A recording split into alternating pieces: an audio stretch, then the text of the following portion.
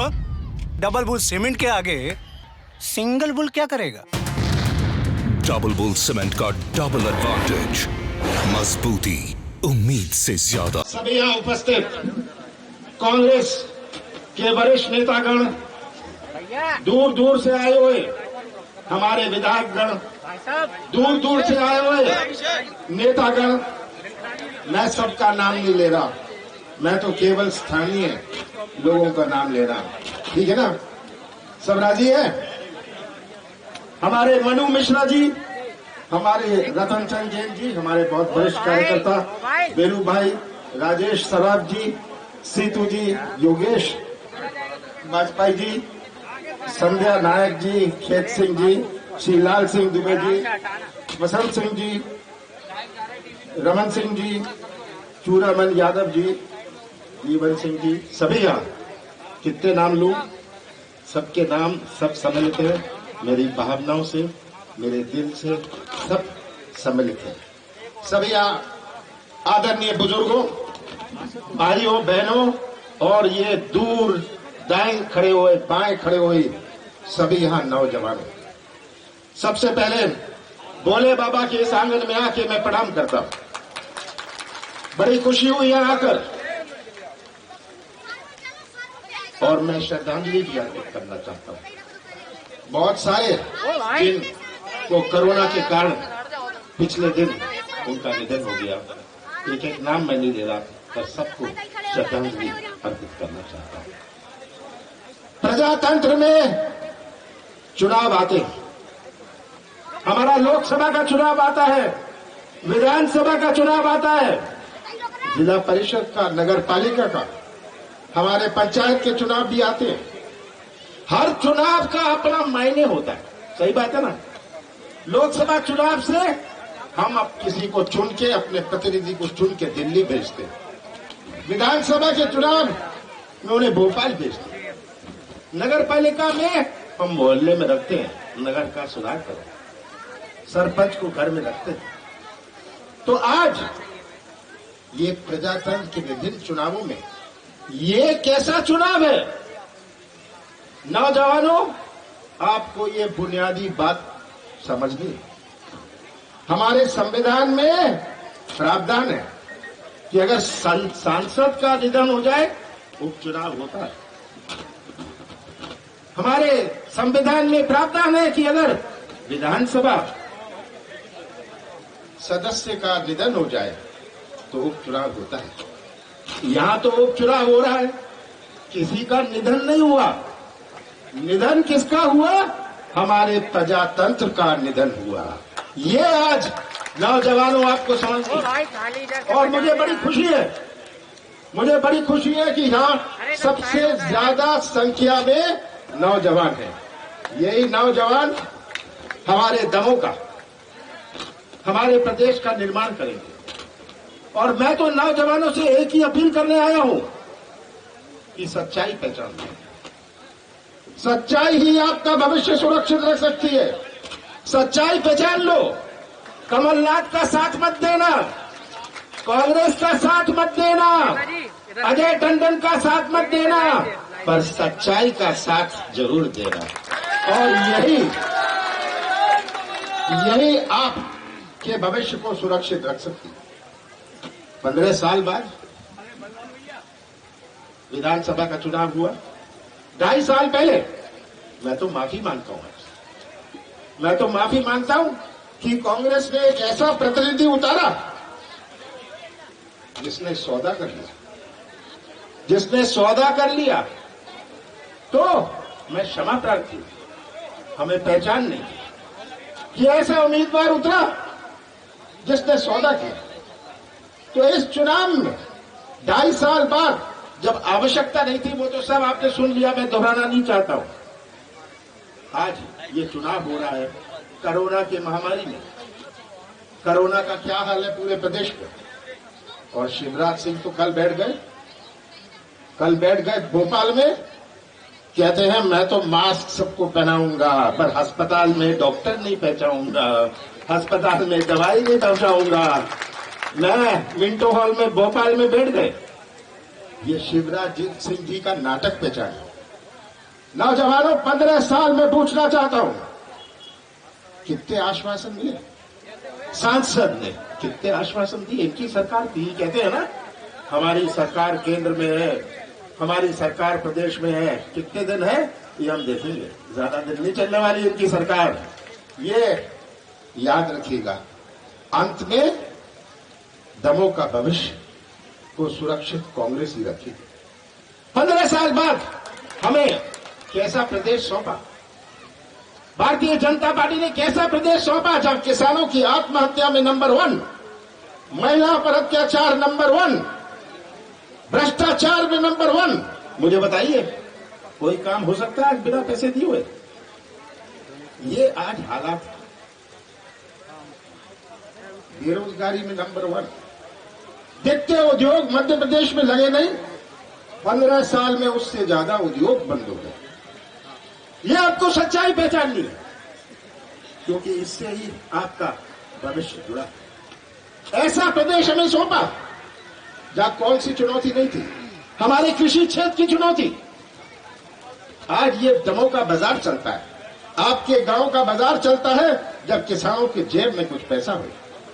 उसका बच्चा स्कूल जा सकता है, कॉलेज जा सकता है, अच्छे कपड़े पहन सकता है जब किसान के जेब में कुछ पैसा हो। पर जब किसान का की जेब खाली हो तो क्या भविष्य होगा हमारे प्रदेश का? 70% हमारे देश की अर्थव्यवस्था कृषि क्षेत्र पर आधारित है, और किसान का जन्म तो कर्जे में होता है, किसान की मृत्यु कर्जे में होती है। हमने शुरुआत करी थी कि एक नई क्रांति लाई, किसानों के साथ न्याय हो, सही मूल्य मिले। हमने शुरुआत करी थी कि बेरोजगारों के लिए निवेश आए, बेरोजगारों के लिए आर्थिक गतिविधि बढ़े, बेरोजगारों का भविष्य सुरक्षित रहे।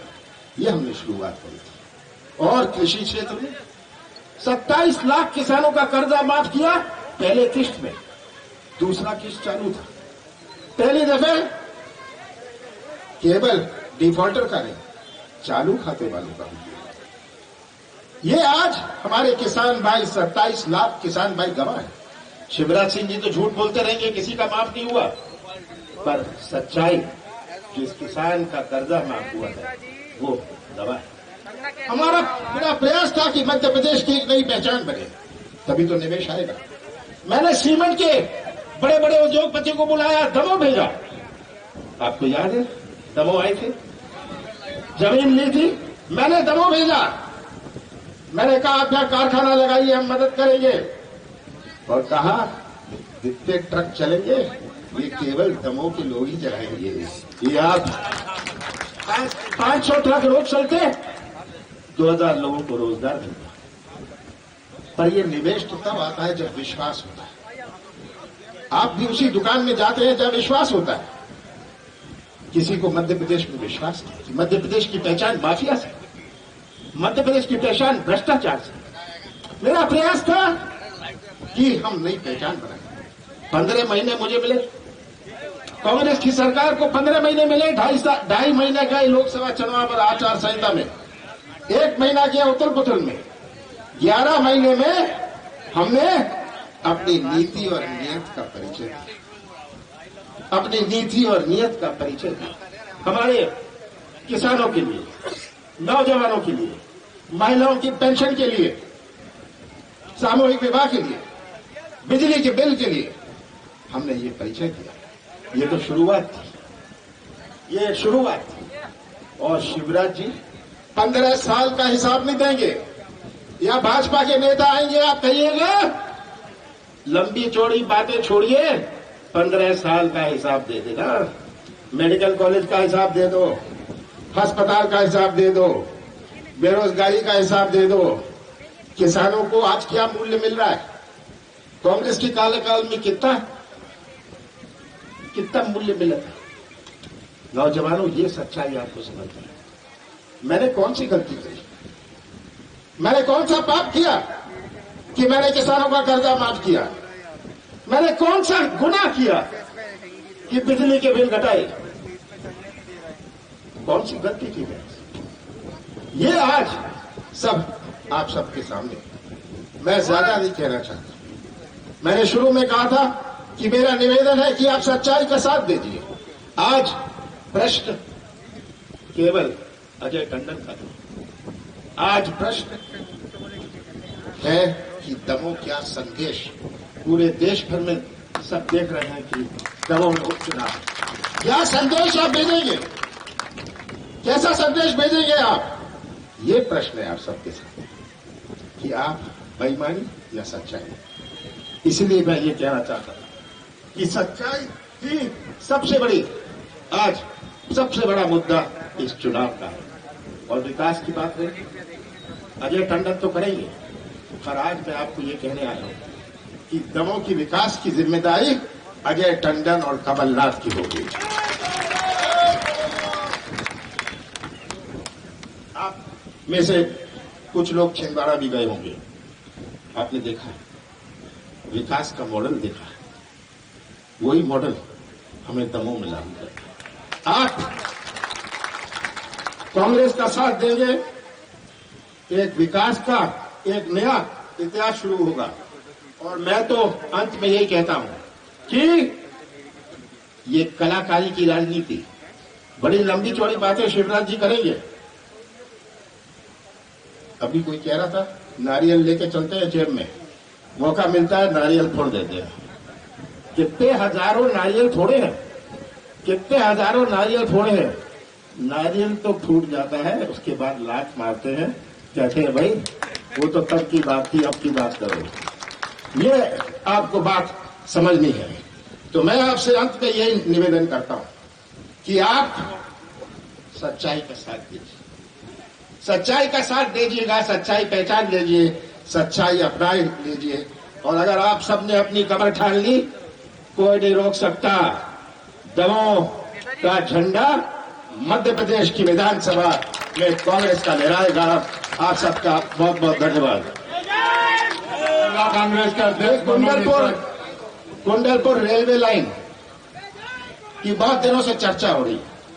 मैंने तो कहा मैं घोषणाओं की राजनीति नहीं करता, मेरा पूरा प्रयास रहेगा कि जो आपकी इतने सालों मांग है, हमारी रेल लाइन की स्थापना यहाँ हुए। आप सबका बहुत बहुत धन्यवाद। मनु मिश्रा जिला कांग्रेस के अध्यक्ष आदरणीय साहब से युवा लोग जो भारतीय जनता पार्टी छोड़कर कांग्रेस ज्वाइन कर रहे हैं, उनके गले में दुपट्टा डालकर आदरणीय हमारे ब्रजेंद्र भाई, लाखन भाई घनघोरिया जी, ये सब मिलकर इन नौजवानों का स्वागत करें।